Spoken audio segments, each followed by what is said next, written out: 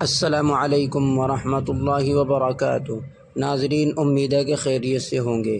دوستو، آج کی ویڈیو بہت ہی اہم ہونے والی ہے۔ آپ حضرات سے درخواست ہے کہ اس ویڈیو کو لائک کر دیجئے گا اور چینل کو سبسکرائب کر لیجئے گا۔ دوستو، آج کا عنوان ہے کہ دنیا کے مشہور 5 بڑے ادارے جو سعد صاحب کے افکار و نظریات کے خلاف فتویٰ جاری کر چکے اور بتا چکے ہیں، ان کے بیانات نہ سنے جائیں نہ ان سے تعلق رکھا جائے۔ اس ویڈیو میں پوری حقیقت ہے، آخر تک ضرور دیکھیے گا اور اس ویڈیو کو زیادہ سے زیادہ شیئر کیجیے گا تاکہ جن لوگوں کے اندر غلط فہمیاں ہیں، جو حقیقت سے ناواقف ہے، ان تک بھی یہ ویڈیو پہنچ جائے۔ بس یہی میں آپ حضرات کو بتانے کے لیے حاضر ہوا ہوں۔ آپ حضرات اس ویڈیو کو مکمل دیکھیں، آخر تک دیکھیں۔ چلیے حقیقت جانتے ہیں۔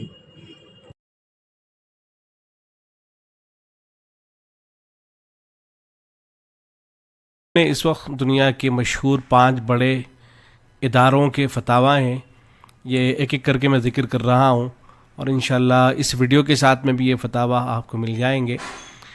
ان فتاویٰ کے اندر سعد صاحب اور ان کے افکار و نظریات کے حوالے سے جو ہے گفتگو کی گئی ہے اور یہ بتایا گیا ہے کہ سعد صاحب جو ہیں ان کے بیانات نہ سنے جائیں، نہ ان سے کوئی تعلق رکھا جائے، بلکہ ان کے افکار و نظریات جو ہیں ان سے برات کا صاف لفظوں میں اظہار کیا جائے۔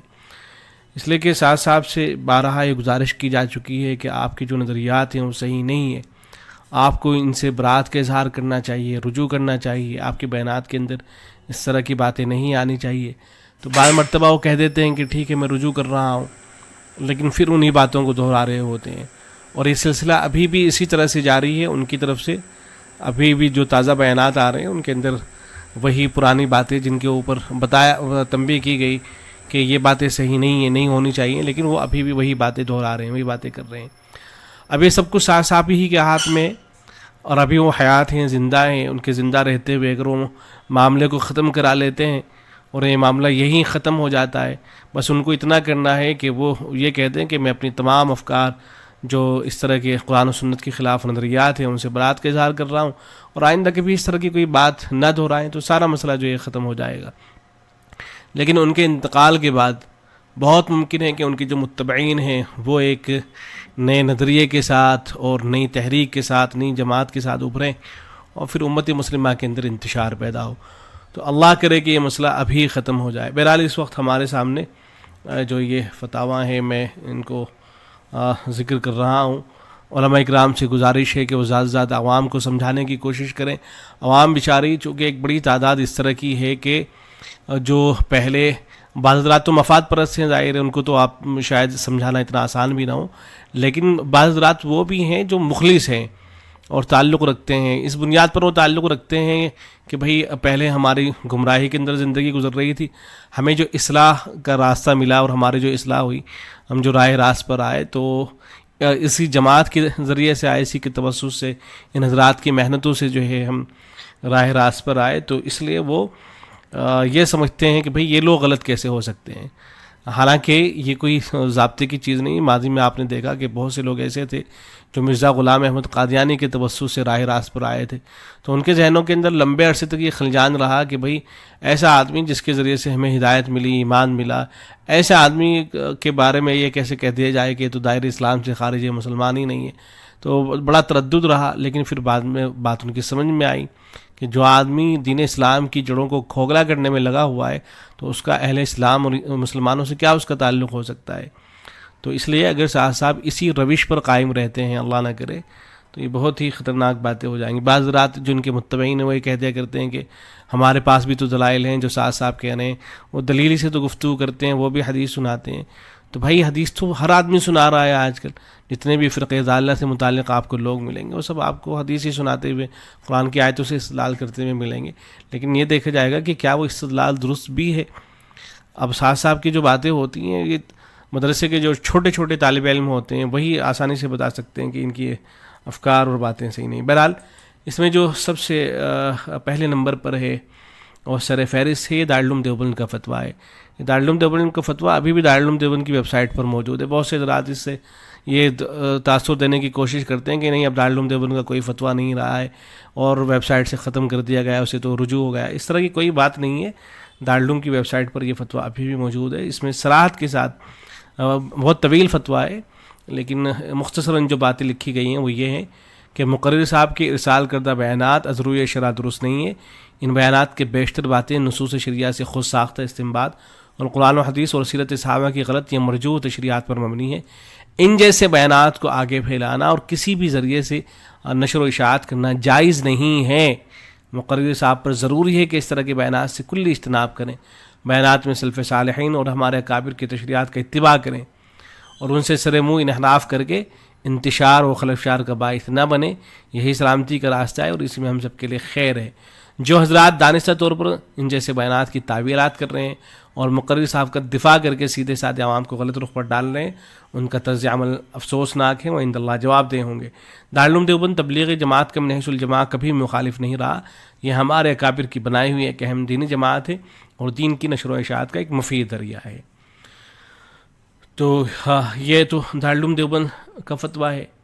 ایسے ہی دارالعلوم کراچی حضرت شیخ الاسلام مفتی تقی عثمانی دامت برکاتہم العالیہ، خود حضرت کی جو ہے کتنی کوششیں ہو رہی ہیں، حضرت کی طرف سے بارہا بیانات آ رہے ہیں، تحریریں لکھی جا رہی ہیں، ان کو سمجھانے کی کوشش کی جا رہی ہے کہ آپ کی طرف سے یہ باتیں نہیں ہونی چاہیے. وہ جواب لکھ تو دیتے ہیں کہ میں بھی وہی سمجھ رہا ہوں اور میں بھی وہی کہنا چاہتا ہوں جو آپ کہنا چاہتے ہیں، لیکن پھر وہی جملے دہراتے ہیں، وہی باتیں دہراتے ہیں جو منع کی جا چکی ہیں، جن کو حضرت شیخ الاسلام مفتی تقی عثمانی دامت برکاتہم العالیہ نے منع کیا.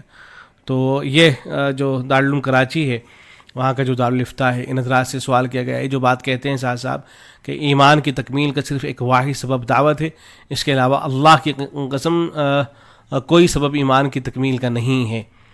اللہ کی قسم دعوت اللہ کے بغیر ایمان کی تکمیل کا کوئی ذریعہ نہیں ہے. نہ تہجد ہے، نہ تلاوت ہے، نہ ذکر ہے، نہ روزہ ہے، نہ نماز ہے، نہ حج ہے، کچھ نہیں ہے. میں کھل کر کہہ رہا ہوں، دلائل کے ساتھ عرض کر رہا ہوں.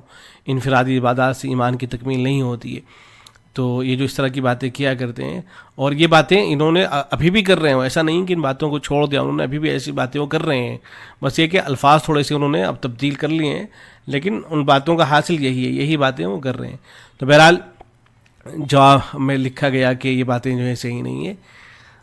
لکھا گیا ہے کہ تبلیغ اجتماع میں جس دعوت کا ذکر فرمانے سے مراد مروت، جبکہ ان کی مذکورہ باتیں نہ صرف انتہائی غیر محتاط بلکہ قرآن و حدیث کی کئی نصوص سے بھی متصادم ہیں، کیونکہ تکمیل ایمان کا واحد سبب صرف دعوت کو قرار دینا اور اس کے بغیر ایمان کی تکمیل کی نفی کرنا قرآن و حدیث میں مذکور بہت سی ایسی باتوں کا انکار لازم آ رہا ہے. دیکھیں بہت سی ایسی باتوں کا انکار لازم آ رہا ہے جن کو صریح نصوص میں کمال ایمان کا سبب اور ذریعہ بتایا گیا ہے. مثلا قرآن کریم میں اللہ تعالیٰ کامل ایمان مؤمنین ان کو بتا رہے ہیں جو اللہ اور رسول صلی اللہ علیہ وسلم پر ایمان لانے کے بعد اس میں شک نہیں کرتے ہیں اور اپنے جان و مال سے اللہ کی راہ میں جہاد کرتے ہیں. اور ایک حدیث میں نبی اکرم صلی اللہ علیہ وسلم نے فرمایا کہ جس شخص نے کسی سے محبت کی تو اللہ کی رضا کے لیے کی، اگر عداوت رکھی تو بھی اللہ کے لیے رکھی، کسی کو کچھ دیا تو اللہ کے لیے، اگر دینے سے بعد رہا تو وہ بھی اللہ کے لیے، تو اس نے اپنے ایمان کی تکمیل کر لی. اور بہت سے حوالے جو ہے ذکر کیے گئے ہیں.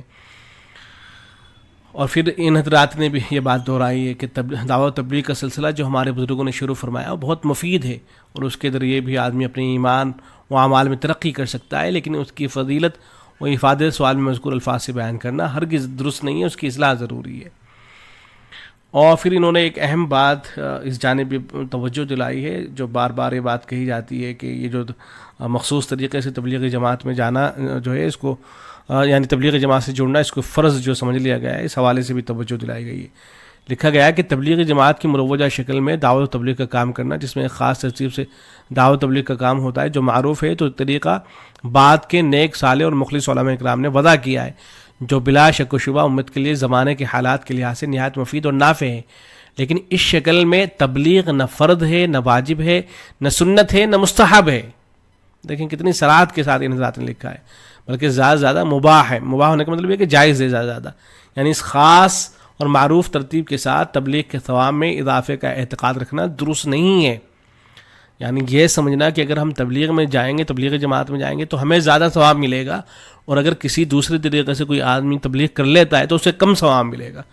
تو یہ اعتقاد رکھنا درست نہیں ہے کہ اگر ایک آدمی اپنے طور پر دعوت و تبلیغ کا کام کرتا ہے، دوسرا آدمی اس خاص ترتیب میں جڑا ہوا ہے، تو یہ نہیں کہا جا سکتا ہے کہ دوسرے آدمی کو خاص ترتیب میں جڑے رہنے کی وجہ سے تبلیغ کا زیادہ ثواب ملتا ہے، اور پہلے شخص کو اس خاص ترتیب کی مخالفت کی وجہ سے کم ثواب ملتا ہے۔ اسی لیے ہر آدمی کے لیے تبلیغ جماعت میں وقت لگانا نہ فرض ہے نہ واجب۔ اللہ کرے کہ یہی بات کم از کم لوگوں کی سمجھ میں آ جائے۔ ہمارے یہاں جو تبلیغ جماعت سے وابستہ حضرات ہیں ان کی ابھی تک یہی بات سمجھ میں نہیں آ سکی ہے۔ سب کے ذہنوں میں یہ بات بیٹھی ہوئی ہے کہ جو مخصوص طریقے سے تبلیغ کی جاتی ہے اس میں زیادہ ثواب ملتا ہے۔ لوگ اگر دوسرے طریقے سے کر رہے ہیں تو کہہ دیتے ہیں کہ ٹھیک ہے، اچھی بات ہے، اچھا ہے، ہونا چاہیے، اچھا کام کر رہے ہیں، لیکن اللہ کا راستہ وہ تو وہی ہے، اللہ کا راستہ وہ تو وہی ہے۔ یہ ذہنوں کے اندر اس طرح سے پیوست ہو گیا ہے کہ بات سمجھانے کی جب کوشش کی جاتی ہے تو بات سمجھ میں نہیں آتی ہے۔ تو اللہ کرے کہ یہی بات سمجھ میں آ جائے تو بہت بڑی بات ہو جائے گی۔ ایسے ہی یہ دیکھیں، یہ بنوری ٹاؤن کا فتویٰ ہے، یہ سوشل میڈیا پر اس وقت بہت اس کو شیئر بھی کیا جا رہا ہے۔ تو ان حضرات نے بھی یہ جو کہا جاتا ہے اس کی جو ہے تردید کر رکھی ہے، اور لکھا ہے کہ ایسے بیانات جس سے عامت المسلمین کو فائدہ نہ ہو، اسی طرح جو سادہ لوگ مسلمانوں کی سمجھ میں نہ آئے، اور جو اسلاف کے طریقے سے ہٹ کر اپنی ذاتی رائے۔ اس ویڈیو کے متعلق کیا کمنٹس کرنا چاہتے ہیں، کمنٹس باکس میں اپنی رائے ضرور دیجیے گا۔ دوستو اس میں 3-4 منٹ کی ویڈیو کل کو میں آپ حضرات کو سنواؤں گا۔ اس کا میں نے جو ہے ویڈیو لمبی ہونے کی وجہ سے مختصر ہی رکھا۔ کل کو انشاءاللہ میں شروع میں ہی آپ حضرات کو وہ سنواؤں گا، اس لیے چینل کو سبسکرائب کر لے تاکہ آپ حضرات کی خدمت میں ویڈیو اپلوڈ ہوتے ہی مل جائے۔